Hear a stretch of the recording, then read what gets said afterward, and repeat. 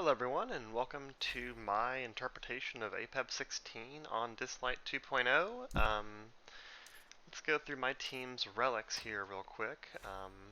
We've got Queen Mother on Ocean Wave, trying to cycle that S3 as quickly as possible. I took her off of Astral Witchcraft and Sword Avatara just to reduce the number of hits she's putting on the boss, but for everyone else, they're pretty much free to do damage and land their debuffs, and Djoser's here for the disease and the defense break. Drew's got the defense break.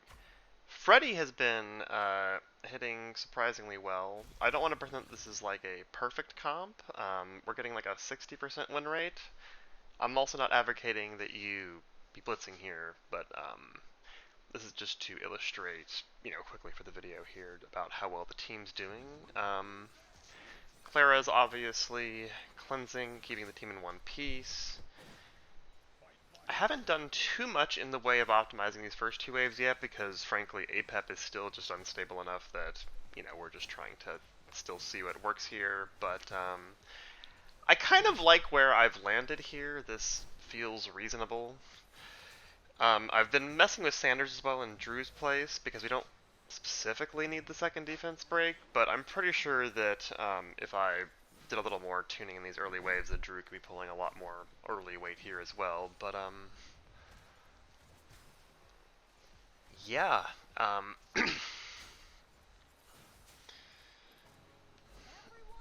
Freddy and Djoser are both on Hades, so they're both sustaining pretty well on their own. Got a little bit of passive healing from Queen Mother and the dispels. But really the big thing that Queen Mother's bringing to the table defensively is going to be throwing all the poisons off of yourself and putting damage on the boss. Sorry, I got a call here in the video when I was recording, and I didn't realize that was going to happen, so I've just blocked out the name at the top. It doesn't really get in the way of the video here, as you can see, but yeah. The poisons start to go out. Clara starts cleaning up.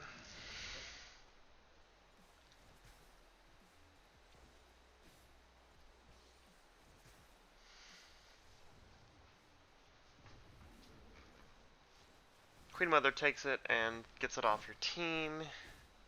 We like it a lot better. The run goes quicker, smoother when that S3 actually lands there, but that's why we have her on Ocean Waves, to try and cycle that back around quicker. My Queen Mother does happen to be fully built, even though the same principle is the same.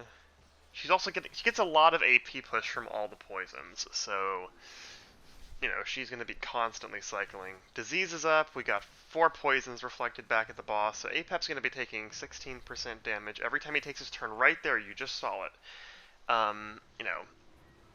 Every time he S3s, it won't do the poison, but every time it's actually his real turn. And this is actually part of why I took Sanders out and put Drew in, is because Sanders was delaying that turn.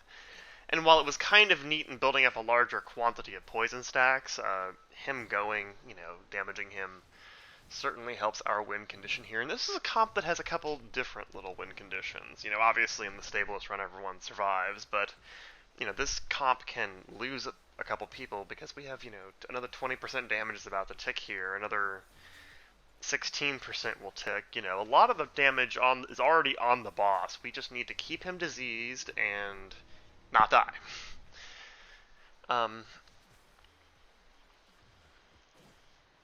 Everyone's pulling their weight, keeping the debuffs rolling. That right there was the poison tick again for 20% of his health.